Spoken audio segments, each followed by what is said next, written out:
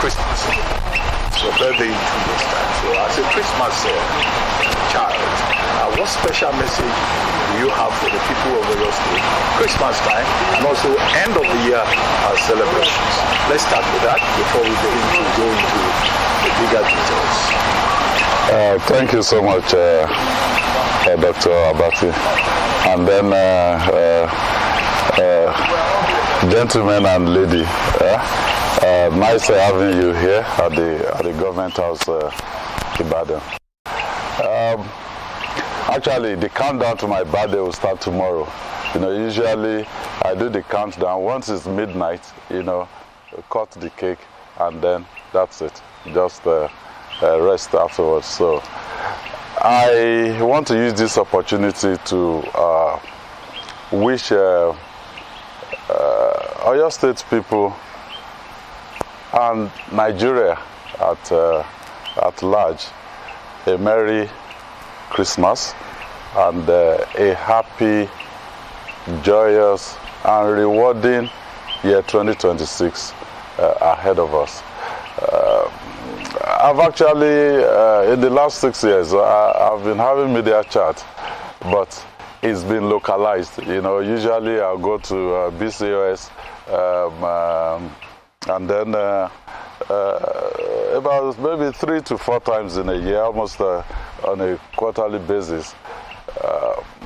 But it's been low budget, you know.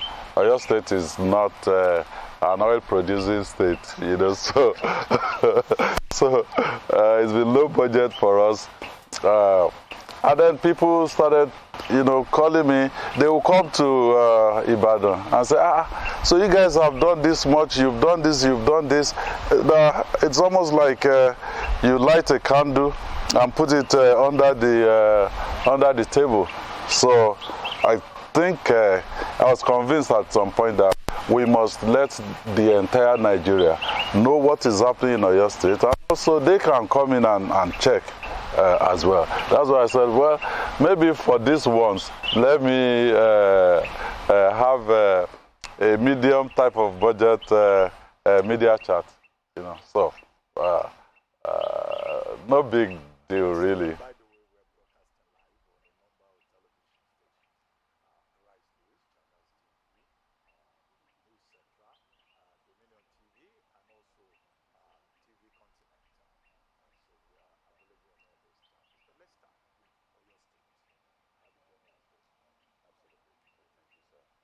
Naturally start with governance and your performance as governor of your state. The latest event which we just arrived at the moment was happening was the signing of the budget of economic expansion, 892 billion naira for 2026. I know that you have things, health, housing security, infrastructure, agribusiness, and education. I think those are some of the areas that you focus on.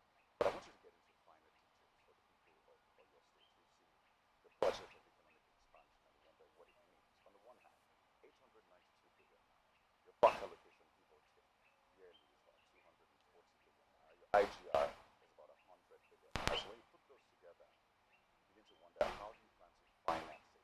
But in real terms, what does that mean for the people of your state? Okay, the FAC is roughly now about maybe 19-20 billion monthly. So that's like 240. And then you have our IGR. It has gone up to about maybe 8 billion roughly per month. So that's another 8 times 12. That's 96, almost 100, like you mentioned. Okay, so you add that together, that's almost 340, yeah? But you have receipts, you know, from other sources. You have investment also in the state, and then we in Oyo State, we try to de-emphasize, you know, going cap in hand on a monthly basis, to go to Abuja and start talking about federal allocation and, things like that. So for us, from the outset, we said, look, our infrastructure will focus on our economy. So if, for instance, a road doesn't make a sense economically, we're not going to construct it, because at this point, what we are trying to do is expand our economy. Under Omitutu 2.0, we said, look, expansion of our economy will go through agribusiness, also solid minerals, tourism, and infrastructure. You've been to the circular road. The idea was, look, this circular road, give it to a concessionaire. Let them raise the money, and then recover their money over maybe 25, 30 years. But we were looking for people, concessionaire, we couldn't get out. We said, okay, we have to chest it. So the first phase, we put in the resources of the state. So in the course of the year, we spent close to $200 million on the first phase, the 32-kilometer stretch. It's you've been there. It's almost completed now. We will commission it first quarter of 2026, and with that, if we get a concessionaire, we have capital receipts of almost $200 million, which we can put in the budget. So budgets are estimates that, look, we hope we'll get this in, and this is how we will apply it. But in the course of the year, I remember my first year in office, I came in May 29, 2019. The budget for 2019 was prepared by the previous administration, so we had to run it to the end. We reduced it. We came out and looked at the receipt. I think the budget there was about 240 billion. We reduced it by 25%. So if you check the budget performance for Oyo State, through the last 6 years, we've been at about 70-75%. So this one is not going to be any different. Okay, very good. It's good to start from that perspective, Mr. Governor. I was looking at the data that is made available, and I'm looking especially at different websites. One of them is budget. And according to budget, the state, Oyo State, has done well in some areas. Consumption in the state, you're ranked number 4 across 35 states of the nation. And the IGR is calculated as being relatively lower than most states. And I'm wondering, is there a problem with tax collection or generation of revenue by the state? Are there challenges in that area over the last 6 years?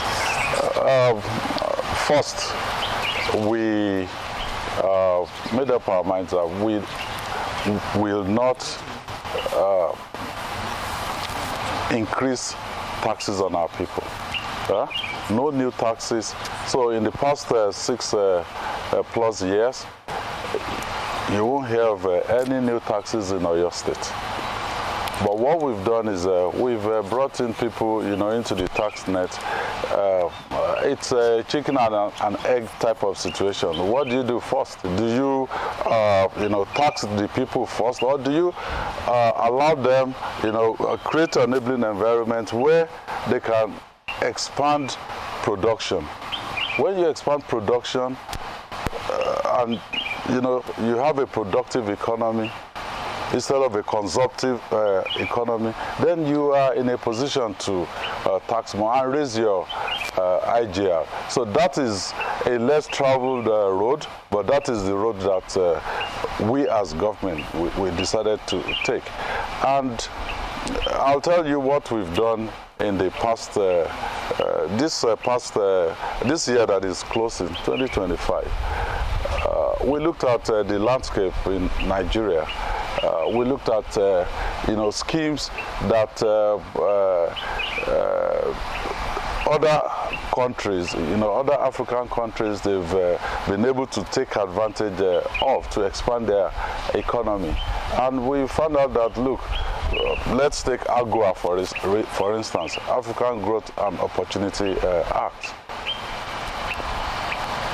What is the data for Nigeria? But countries like Mauritius, Rwanda, all of those countries, Kenya, they took advantage of AGOA. They expanded their productive base. But we were still talking about, how much is FAC and all of that. So we said no. Now, we looked at the Africa Continental Free Trade Agreement. There's a provision in there that you don't necessarily have to operate at the national level. The subnational, can also go out there, get their deal, get their own deals, and then fulfill it. So your state, in this entire continent of Africa, your state became the first subnational to sign the agreement as a party to. So any day you have an AFCFTA event, Oyo State will be at the table with other heads of government from other African countries. Why did we do that? We didn't want to wait for federal. We want to broaden our own productive base, and we want to be able to, under that protocol, expand our own economy and sell to other African countries. Yes, thank you very much, Your Excellency. I want to take you back to the Circular Road project. I know that your government has invested heavily in road infrastructure. Some areas that were hitherto unlinkable, we've linked them. Hello. The Seyin Bomosho Road, the Ibadan Seyin Road, and that hub is the core agro business, the food basket for the state. Now, the Circular Road project, has been generating some issues, yeah? Yes, with especially about 500 meter. You understand what is the philosophy behind it? That is number one. And then those who are claiming that they have properties there, so how far and what is the state doing to ensure that those who have genuine claims will be adequately compensated? Okay. The Circular Road, the concept is look, you need rapid transfer around Ibadan. You should have a road that can encircle the city, because it's a growing city. I came in on a British Airways flight, and then at the end, when we landed in Lagos, they gave us some data about the flight. I said, well, this flight flew close by Barcelona, 1.something million people. It flew past Kano, 500 and something thousand people. It flew past Ibadan to get to Lagos, 3.5 million people. So I know that we're even slightly more. But if you go around Ibadan today, there's no gridlock, the type you experience in Lagos. And we don't want that to happen, because you learn from the experience of others. The Circular Road corridor, the acquisition was done well before I even became a governor. It was gazetted, and in the Nigerian Tribune of November 19, 2018. And that Circular Road projects, the idea was mooted by, well, maybe initially by Baba Lamadeshina, but it was brought out, you know, as a project, and the first real attempt to execute it was made by the current Olubadan of Ibadan land, Baba Rashid Ladoja. And that's why we named the entire 110-kilometer corridor as Rashidi Ladoja Circular Road. Hello? Because he set aside the first seed money. Of course, it wasn't done from records available to us. When Governor Kala came in, the priorities changed, so he would rather do, you know, use that money for other roads. So it's not about Sheyi Makinde or this administration, you know, grabbing people's land. But when we came in, there has been encroachment on the corridor. I said, so what do? We decided that, look, let's go on with the project where we can get the 500 meters on both sides. We'll take it. Where we cannot because of development, we will look at it. But for a highway like that, you have a minimum standard, you know, that you have to maintain to the highway. And this will be the first proper motorway in Nigeria. Simply because it is in the mode of maybe M25 in London, you know, London Orbiter. Or for people that are used to America, Houston, the Beltway 8. I mean, it goes around Houston. We know that government exists to look after the people. So most of these people, we ask them for their documents. No document. But we still did not say, okay, no document, so you must go outside and be homeless. We said, okay, look, even with no document, if you can prove, you know, that you're the one living, you know, in those houses, we will compensate you so that you can go elsewhere, settle in, while we develop that corridor. And the corridor is not just, oh, people want to build estates. No, it's for industrial and commercial concerns as well. Because if you have to move from a consumptive economy to a productive one, you must have industrial corridors. Our children will have to walk somehow. They have to walk somewhere. So, and for me, you know, it is easier to take the bullet for the incoming, the next administration, because your state people have gotten so used to me. They can vouch for me. They know what I stand for. So if I come in and say, look, this is what we're doing, they believe me. We've been able to reduce to the barest minimum the trust deficit between government and the people, at least here in your state. After I went to address the people in that corridor, then they were telling me that, look, can you sign for us that, look, successive administration will not bother us again. So you trusted me to that extent that you want me to sign for you. I said, well, I will sign for you. But when the time comes also, I will also introduce people that will not bother you, you know, and then you can be rest assured that the principle of government being a continuum, you know, will apply. His Excellency, I noticed some visible infrastructure that you've been doing around. I noticed there's no portal from Challenge down there, which is very gratifying to know. But the central thing happens to be the people. how are you ensuring that poverty is tackled, in Ibadan, particularly the last 6 years that you've been governor? Well,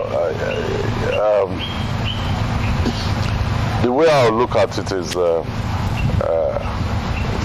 for me as a person and for this administration, when people tell us, oh, we've been around, no potholes, I've driven on a state road almost 160 kilometers from Ibadan to Ogbomoso, there's no pothole, and things. I say, yes, but I won't want to be remembered, for, building roads, infrastructure and all that. No.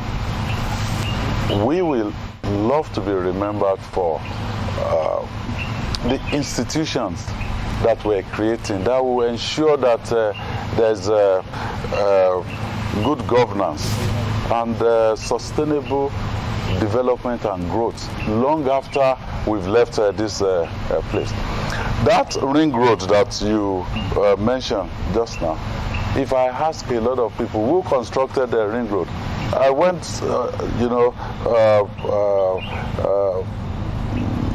to search for the history of that road, and I found out that when it was constructed, it was the most expensive road per kilometer that was ever constructed in Nigeria at the time.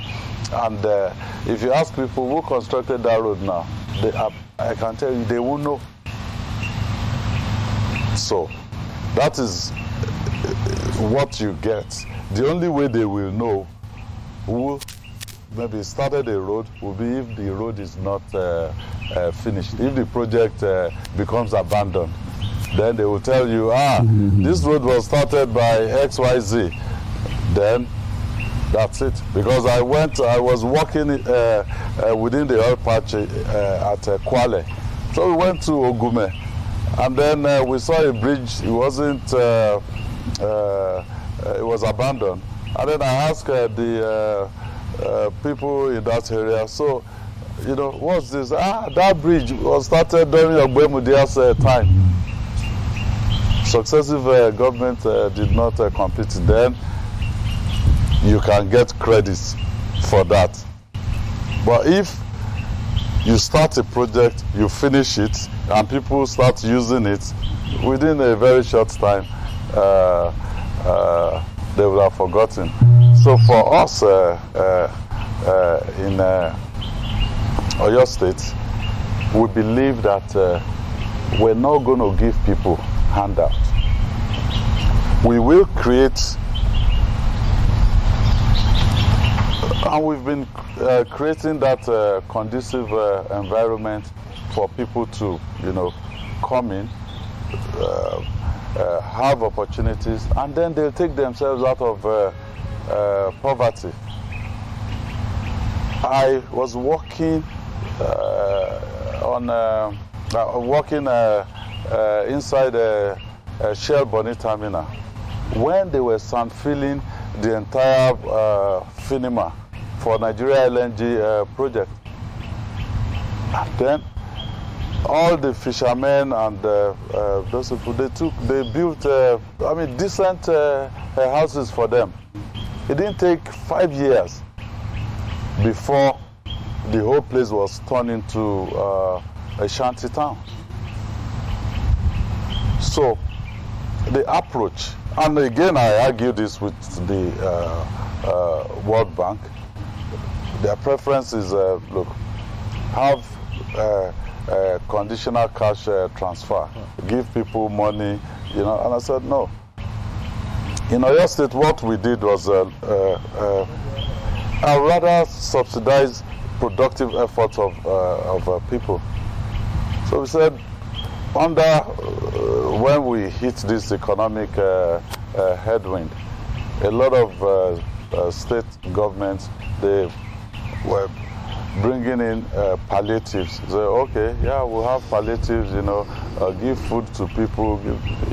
What we did here was we created what we called the SAFER program. is sustainable action for economic recovery. So our safer program, part of it, you have the transportation sector, where we said, look, our Paysetter transport company, they move close to 20,000 people every day. And we said, okay, for those 20,000 people, the vulnerable ones in there, students, elderly, physically challenged, they pay discounted price, half the price. So we subsidize them with 100 million every month, but that 100 million is subsidizing productivity. You're not going to just get on the bus for a ride because it's half price. You get on the bus for a ride because you're going somewhere that is important to you, that are likely going to yield something productive, for you. So that's our approach here. Thank you, Your Excellency. So I must commend you. Like you said, you've seen the infrastructure. And people have described your administration as with inclusivity and people-oriented. One thing I know about leadership is no matter what you do, people will have an issue. As we've seen in the case of the circular road as well, they've had to compromise a bit. My question is, how do you balance compromise and conviction? How do you determine what to go ahead with, no matter what people think, no matter what people say, and what to compromise? Okay. I believe that, government should look after the people.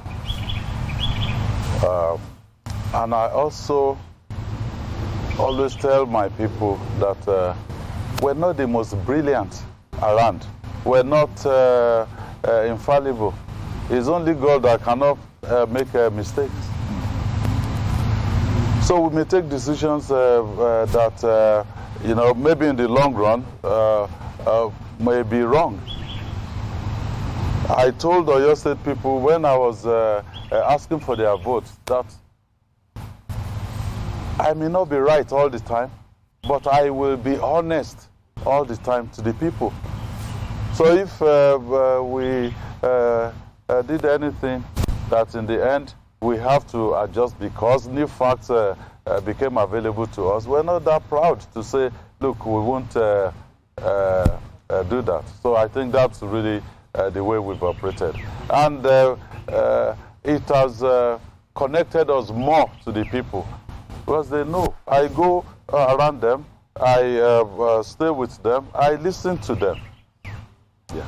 Okay, Your Excellency, we're going to talk about politics and power. Okay. Before we get to that, just as a follow-up to this, talk about infrastructure. Yes. We talked a lot about the circular road. But how about the airport? Why is there, attempt to upgrade the airport in Ibadan? I know there used to be, or there was, an existing airport. But Oyo State can take advantage of the airport in Oyo State.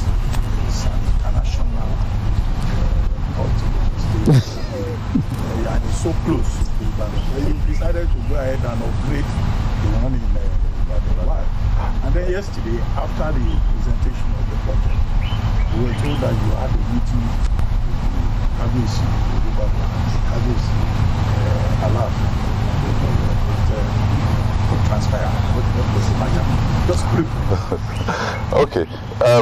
The airport in Ibadan. I know you're biased a little bit because you're from Ogun State. That's why. That's why you want us to. But Ibadan Airport has been in existence for at least 40. It was inaugurated 1982, I believe.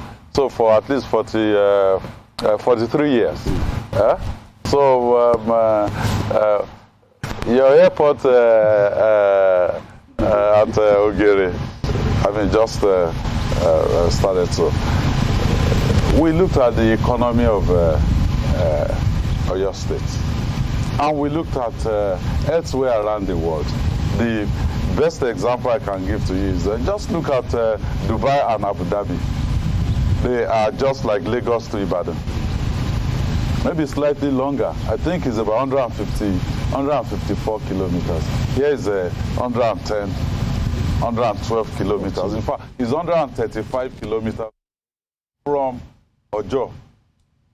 And between Dubai and Abu Dhabi, not only 2 international airports, but you also, they have Emirates in one, they have Etihad in the other, and they come into this place, and you decide, oh, okay, I'm flying Emirates, I'm flying Etihad, but you will land only 150 kilometers apart, and they are both doing well.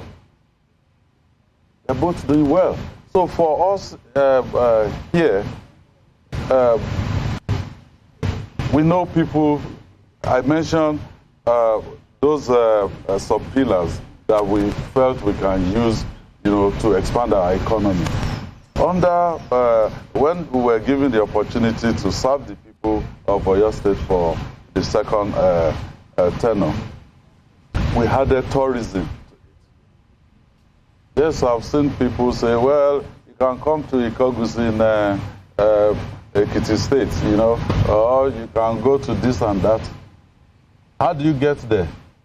I mean, the federal roads are not that great.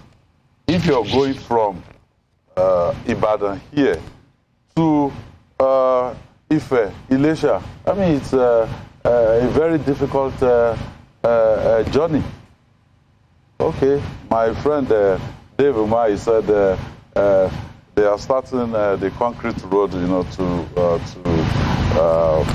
come here. But they started from Ilesha end. I don't know when it's going to get here. It hasn't even gotten to Ife. But we felt we have been able to connect all the zones in Oyo State. We have 5 major zones. You have Ibadan, you have Oyo, you have Ogbomoso, you have Okeogun and Ibarapa. You have State Road, linking Ibadan zone to Okeogun. 65 kilometers, Moniya to Iseyin. We built it. You have, and that was the very first contract that this administration awarded, because Okeogun is the food basket of Oyo State, and Ibadan is the consumption center. So we needed that link. Then we linked Okeogun zone to Oyo zone through 37 kilometers from Iseyin to Oyo town. We also linked Okeogun to Ogbomoso zone, 78.6 kilometers from Iseyin to Ogbomoso. When we came in, it was a footpath. There was no road at all. So we constructed it brand new, 78.6. I remember when I called my chairman, the chairman of Governors Forum, to come and flag off the road for me. He looked, because we had constructed about maybe 5 or 6 kilometers before he came in to flag it off. He said, Sheyi, this is a federal project that you're doing here, because it's a solid road. And currently, we are linking Ibarapa zone to Ibadan through Ido-Erua road. So we've done all of that work. We have tourist centers, tourist attraction within Oyo State. We've done the heavy lifting by connecting all the zones in Oyo State. If we have the airport in Ibadan as a gateway, that's exactly what. In a world where news never sleeps, we're taking a giant leap into the future. One of the National Assembly. Behind one of the National Assembly. Behind every decision, every vote. Some are consequential, others may leave us intrigued or baffled. You will have no better friend. You navigate the no better friend. You navigate the ever-changing financial landscape. Watch Business International Film Festivals 1998 Audience Choice Award and a nod from the Acapulco Black Film Festival in 1999 for Down in the Delta. She published 7 autobiographies, 3 books of essays, several books of poetry, and is credited with a list of plays, movies, more than 50 honorary degrees, and television shows spanning over 50 years. She also won 2 NAAC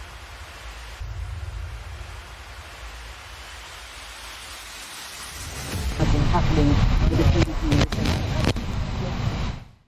well, you know, at the federal level, and say, look, Kenya was actually considered, and that bill can get. I'm not moved. If you are receiving, you know, a big visitor, you know, this is how you do it. I said, well. And that would be my own brand of politics. So I didn't go. I stayed here. Then to you know, president budget and economic planning. I said, okay, the pregnancy to be aborted. You won't want it in a very different. And confided in a mutual friend of. After that meet. There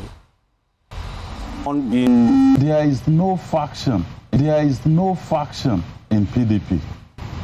Upset, I can't speak of. No. And the rest of those people were. I don't. And the Euro. You know, will do what is right. But if you are afraid of death, Mr. President, let me make this very multinational oil companies to work for Shell, ExxonMobil, Chevron. To the extent that when I go on holiday to my house in Houston, ExxonMobil came to me and said, look, we want to work in your neighborhood. We have work to do in Chad and Cameroon, on the Chad-Cameroon pipeline project. I personally, I was in Kribi, where they positioned the FSO. I sent engineers to Chad. I sent engineers to Cameroon. You can't go there because you're Nigerian. No, you can only go there because professionally they have trust in you. I worked on the West African gas pipeline. ABB came to us and said, look, from Lagos, you know, to Tema in Ghana. I was in Tema myself because when I started, during the day, I'm working as a field engineer. At night, I'm working as the general manager. I couldn't even tell people on my card then, I couldn't tell them, look, I own the company, because they look at me and say, you own which company? So I sent engineers to Equatorial Guinea. We worked on the Equatorial Guinea LNG. So all of those things were because professionally we did what was right. I could have joined politics in 1998 because I made enough money to do that. But I won't tell you I'm a foundation member of PDP. No. I joined PDP in 2002. And why did I join? I joined solely because of Babala Doja. I joined to support him towards the 2003 elections. I already moved my family to the US there in the year 2000. Well, okay. I had a wife and a daughter at that time. We had the second one, December of 2000. And I moved my office from Port Harcourt to Lagos. So most weekends, no family, nothing. So I come to Ibadan to meet my parents.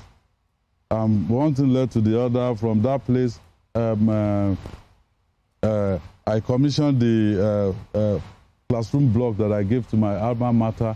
They brought Governor Lamadeshina, to do the commissioning at that time. And I gave him a proposal that, look, for the farm settlements here. This is a power solution. And he said, okay, look, my assistant will call you. I waited, nobody called me. So going towards 2003, I thought, look, if you look for a professional, you know, to be elected as the governor of Oyo State, maybe things may be one shade better. For the question, are you running for president? Okay, well, let me be very clear. At this point, you need to have a party. You need to have a competitive political environment. At Ebonyi, I said to the Igbo nation out there that in 1999, we're going to have a almost very similar situation that we're in today. All the generals, all the elites, you know, they were all gravitating towards PDP. Until Ogbonnaya Onu gave up his presidential ticket in APP to have APP and AD join together, and they produce Baba Falaye and Shinkafi. And the environment became instantly competitive. So I'm not fixated on running or not running. But if the PDP is right and well placed. Right now, if I correctly calibrate the environment, we have to go beyond its PDP. We have to channel our energy towards having a competitive political environment. Okay. And that means we need to talk across board. We need to start talking about survival of democracy in Nigeria. Individual ambition, it's tertiary, not even secondary. So you're looking to bring APC to PDP everybody, we should keep talking, even with people within APC that are not happy in there. We will talk to them also. We should all keep talking on, because we run the risk of the Arab Spring. You have people without leadership. A shoemaker will be made a leader for them, and they will show us. In fact, people should write it down. What Nigerian people will show politicians and elites in 2027, we cannot imagine it right now. And when they say governors have defected and all of that, what of hunger? Where is hunger? And hunger in the land, has it defected? So, okay, Governor. Sorry, Dr. Abati. Let me tell, take a short break. Let me tell Kayode. You see, if we don't do what is right for democracy to survive in Nigeria, it will be, very difficult in the foreseeable future.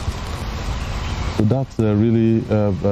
So the issue of are you running, are you not running, and things like that. That is it's still far off. At this stage, we must ensure a competitive political environment. Okay, Governor, we're going to take a break shortly. And when we return, we'll be discussing security, both nationally and in the West. But before we take that break, let me ask you. Now, with all this that you have told us about the relationship with the center, at a time when 28 state governors have already moved into the APC, some of the other ones that are not yet in the APC, we don't know what will happen tomorrow. They're doing press of that. And the excuse they give is that they cannot afford to isolate their state from the center, and that they are doing it for the benefit of their people. But you are saying this is where I stand.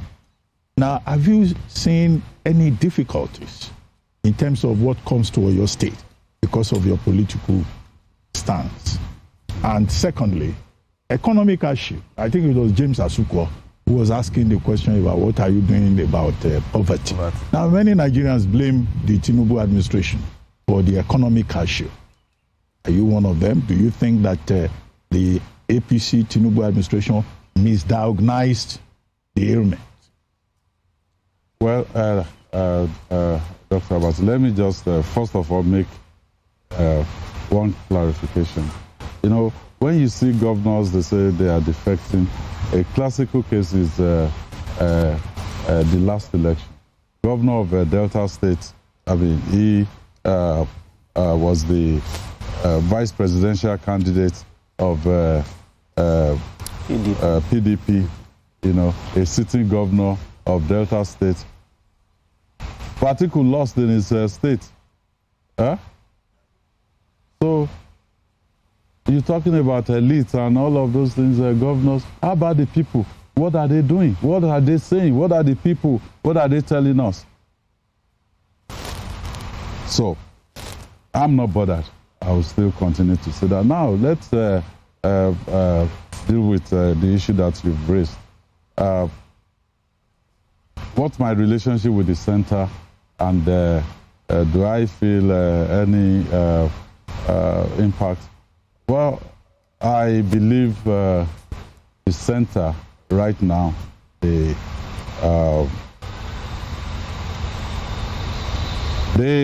really think it's a game. So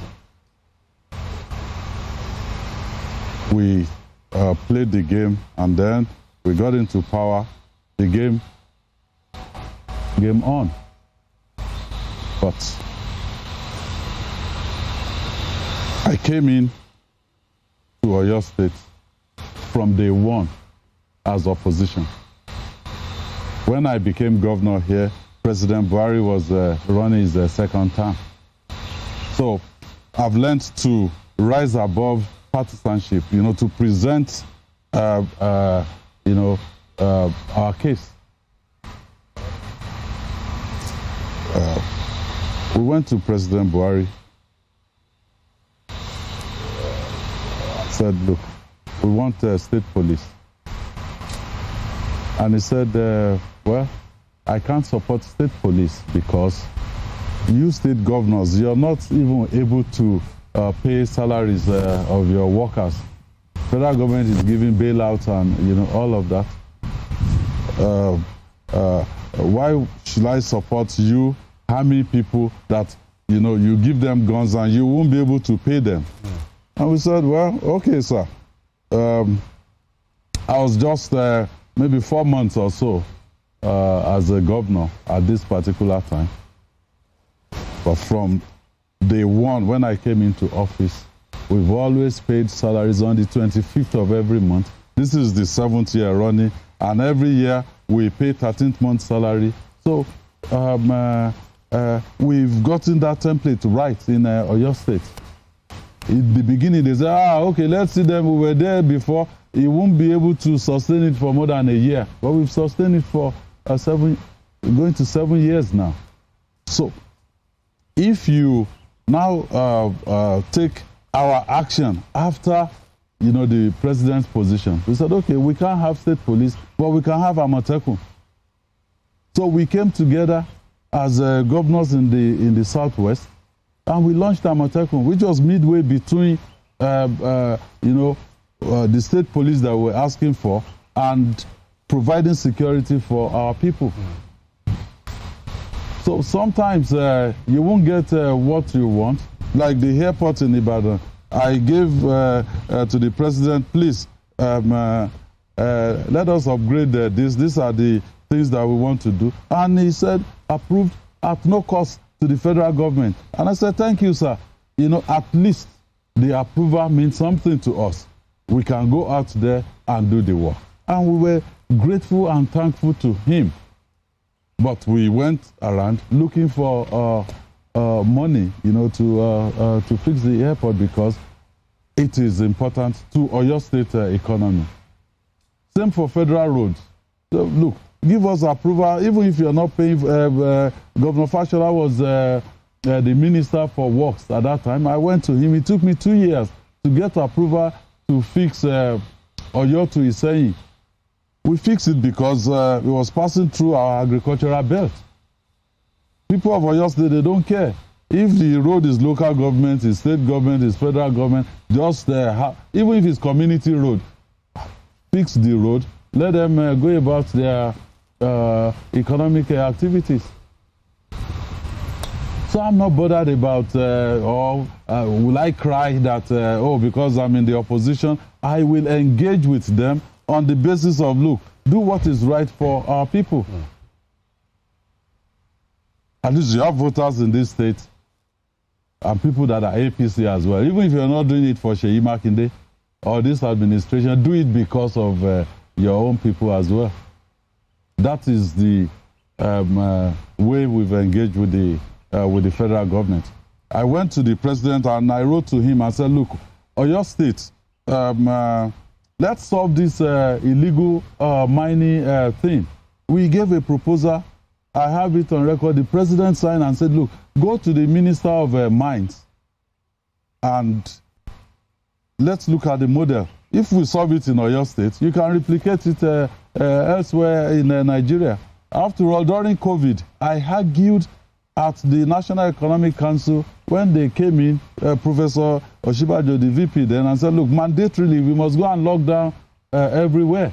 And I said, sir, I cannot lock down in Oyo State because I know people here that if they don't go to work today, they won't eat tonight or eat tomorrow. So where am I going to get what to feed them with?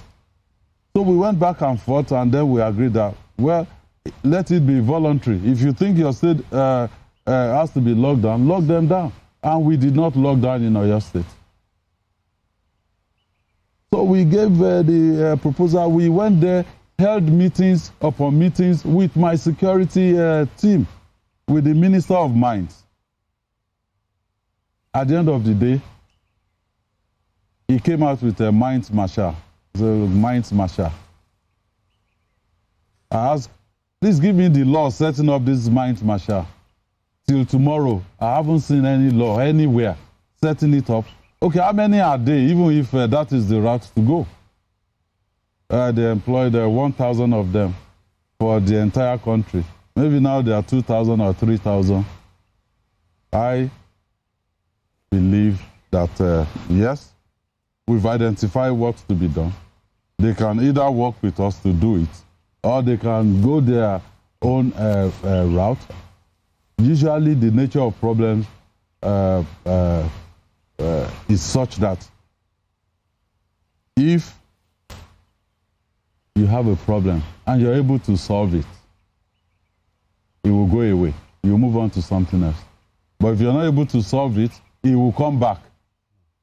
You can either have another go at it, or it may even kill you. So I believe some of the problems that are not solved, they will come back to us. If we can't solve it now, there are still people coming behind us. Because if you go to the executive chamber here in Oyo State, you see pictures of all the people that have been head of government here, from ranking the last Governor General of Western Region, all the way to my immediate predecessor. So this is a place with a lot of history behind it. Some of them, they came in, okay, AG Baba Olowo, they came in with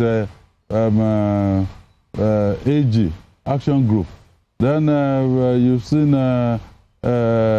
UPN, you've seen MPN, you've seen SDP, you've seen PDP, you've seen AD, you've seen AC, ACN, APC, and then PDP. So government will come and go,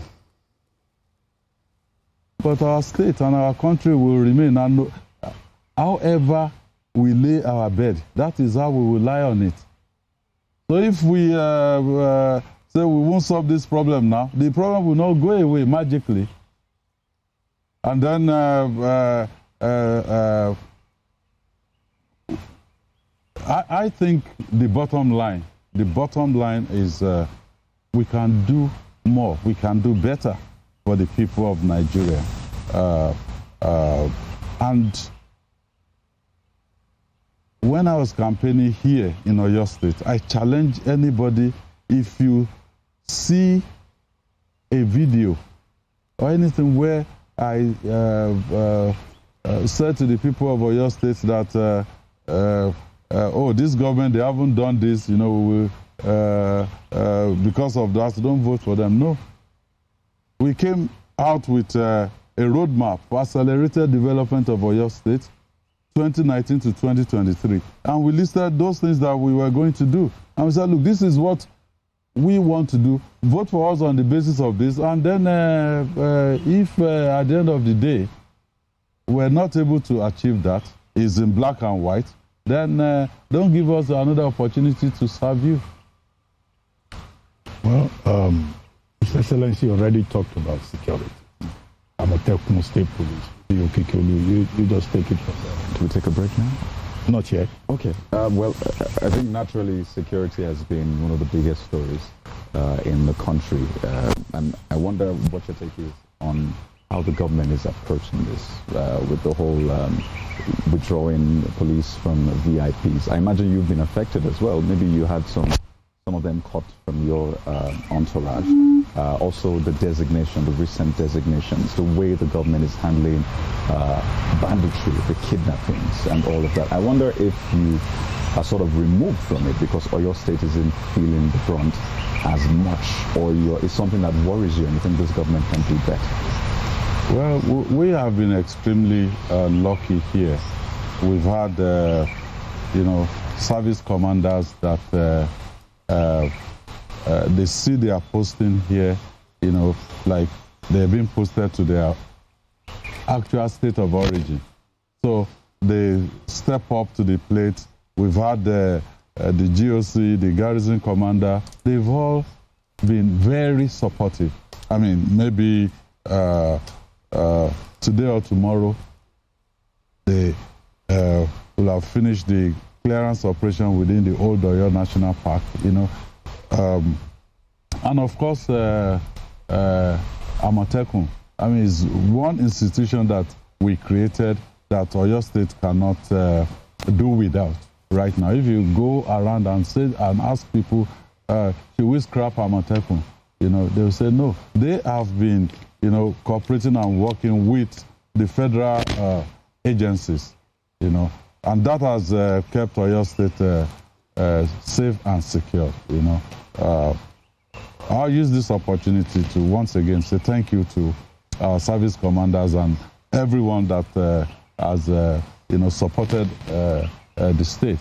Because quite frankly, you want to build schools, you want to engage in economic activities, you can only do that if your environment is safe and secure. However, the approach of the federal government, I think they should have a rethink. And I'm not saying this because I'm in the opposition, you know, or I saw an AI-generated picture of only me holding the PDP Governors Forum meeting in the southern part of the country. So I'm not saying this because of that. I'm saying this because I really want them to genuinely look into their strategy.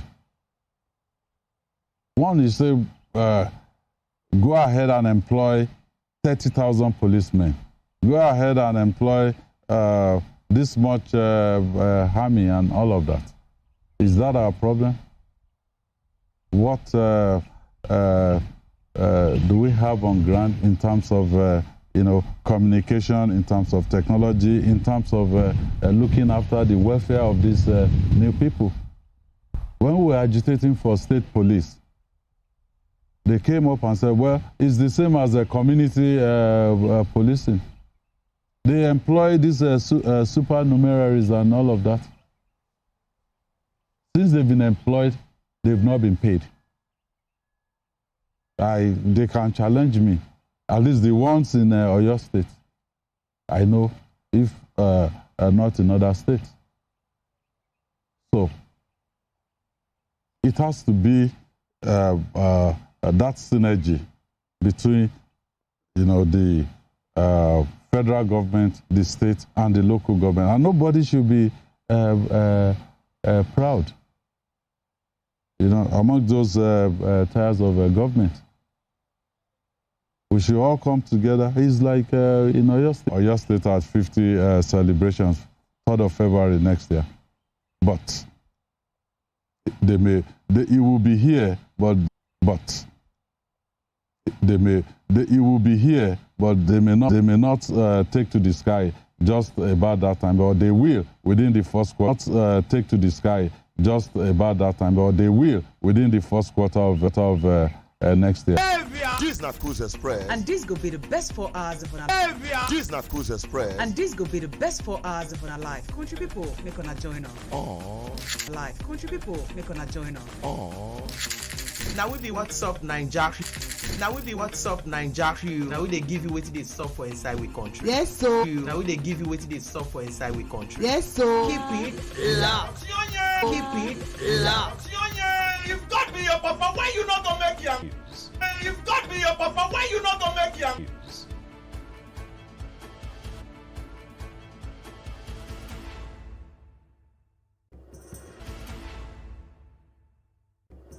Across continents, Nigerians are making their mark, building businesses. Nigerians are making their mark, building businesses, shaping landscape, creating impact, carrying the green, white green with pride. But beyond these success stories lies one powerful truth: we are stronger when we connect. Join us on Diaspora Connect, a program that bridges the gap between Nigerians abroad and opportunities back home. Each episode showcases the inspiring journeys of grass to grace and the resilient spirit in the diaspora. From entrepreneurs... 1 hour applause, and we're just about to round up now. Well, before we went on break, we had talked about security. Now, Cardiac Interview, Managing Director at the Central. Yes, on the issue of security, I know there are a number of things. The good news is that Oyo State has not been a flashpoint. It's not being an area that we've had many incidents of insecurity. So I will say, I may have to go back to that I find even more important because of the people of Oyo State. And that's the area of education. We have done well in terms of infrastructure. Based on what we saw over the last 24 hours and the statistics that we looked at, you've invested in education, and that's wonderful.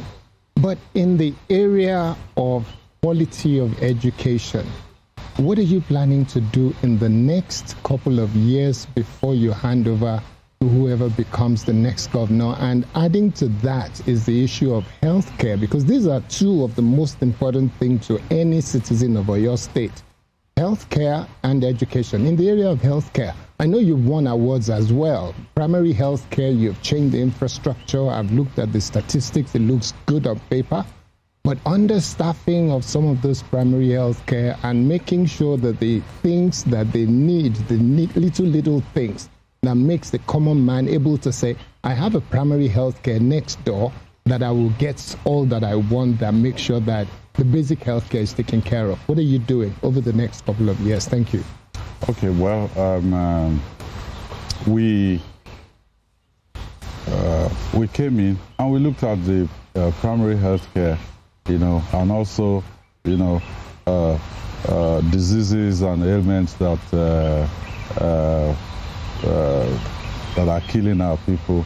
And we decided that, look, we must have category 3 primary health care in every electoral ward in Oyo State, 351 of them. And as of the last count, we have only 66 left that are, being worked on right now, and I believe it should be done before the the middle of next year. And I don't have a lot of time left here. I have maybe 17 months or 16 months. I'm not accurate anymore. Maybe early in the new year I'll start counting down with my calendar again. So we've also employed healthcare workers. I mean, check the records. Oyo State, we've employed, we're training the people, we've upgraded even our Institute of Health Technology. So I believe we're going to do that. Then the French government, they were going to give a concessionary loan, on the continent of Africa, right? And they had 100 million euros, for the continent. And Oyo State got 55 million euros out of that, So we are just, we just have it signed off. It took some time. It took us almost 2 or 3 years, to get it through. It was just passed in the borrowing plan with the National Assembly now. So we're moving ahead with that. That we will use to upgrade secondary healthcare facilities, one in every zone, of Oyo State. And then in 2026 budget, we also have money set aside for the Lautech Teaching Hospital Annex at Oyo.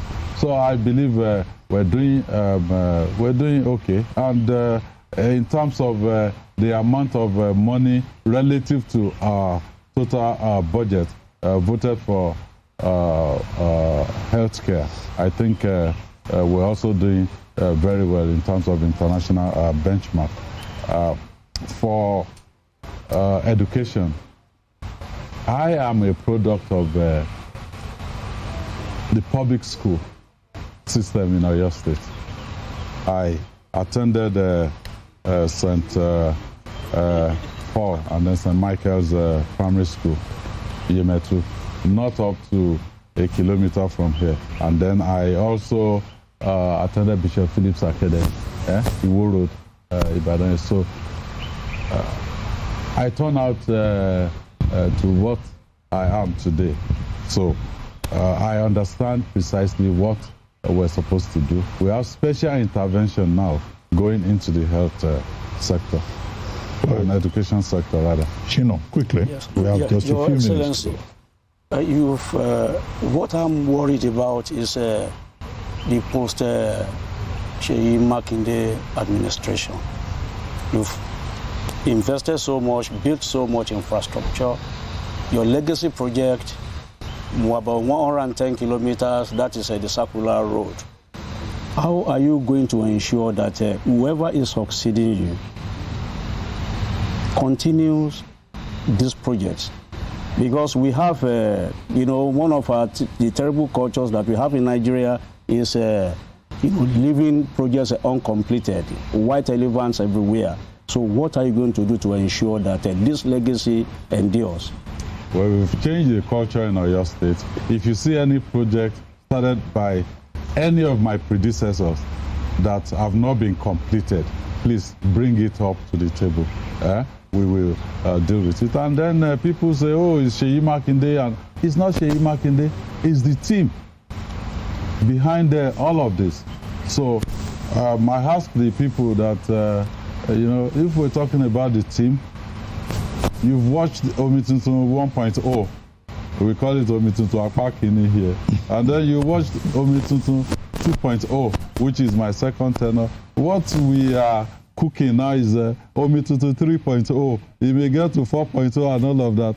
Because it's the team. We just, get someone else to lead the same team, and we should be able to solve that problem that way.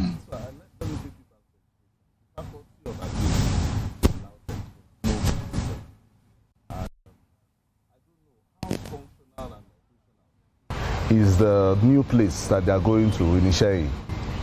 because they are moving in January. So how functional? Because they really need to, They've been there, and I'm spending my birthday at Fashola. Okay. And Fashola to Iseyin now is maybe 10-15 minutes because of the new road. So I will be on that campus. I've had, issues. I've heard about issues, regarding movement. Some lecturers, they don't want to leave Ogbomoso because they're from Ogbomoso, and all of those things. I think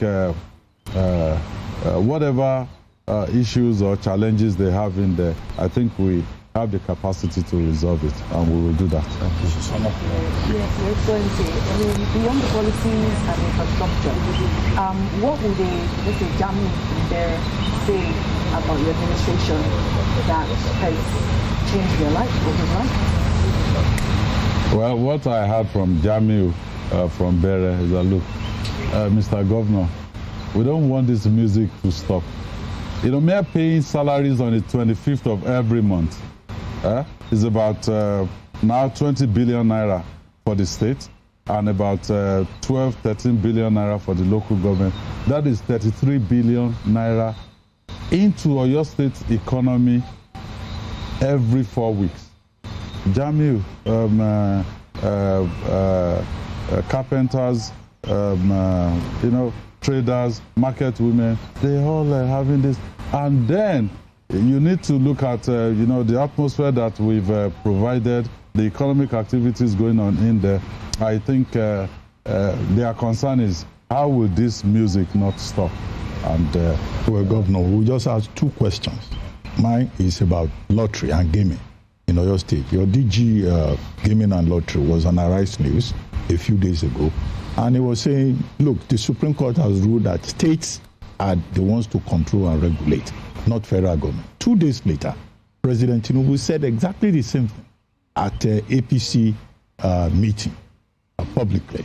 But do you have any hope that the law will be followed by the federal government? Then quickly, we add your own before we wrap it up. I just want to speak to the environmental situation in Oyo State. I was just speaking to people, Ojo, Bodicha, all those areas. There are lots of refuse left untended. So is it an issue with the ministry, waste collection, or an attitude of the people? Something has to give, because Oyo State deserves to look even much better. Okay. Let me answer Doctor first. Double speak and all of that is consistent with how this administration at the federal has evolved. For instance, they created LCDAs in Lagos. Is that consistent with local government autonomy? What are you saying when you have created LCDAs? Are you not saying that the local government should be under the state? So how come now, suddenly? So I know there's a court judgment. We just have to wait it out.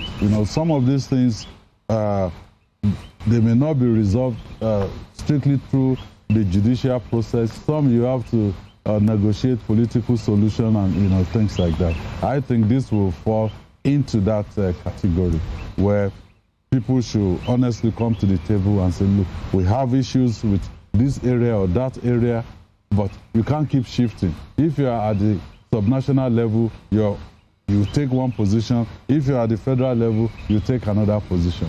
I don't think that is good. Now to Kayode.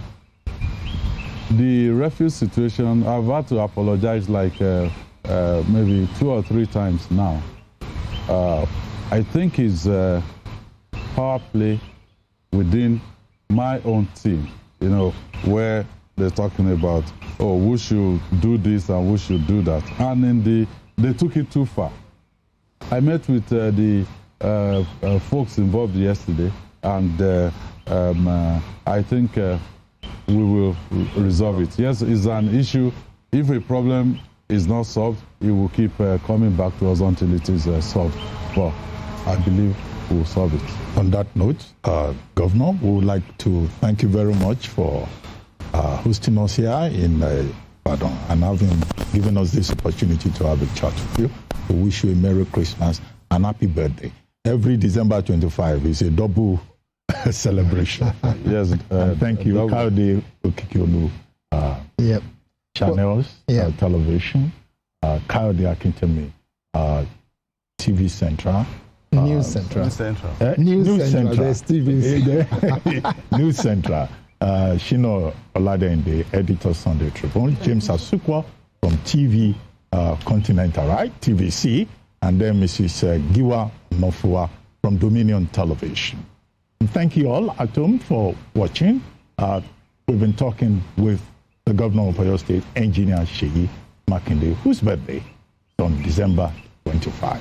Bye for now, and thank you very much for watching.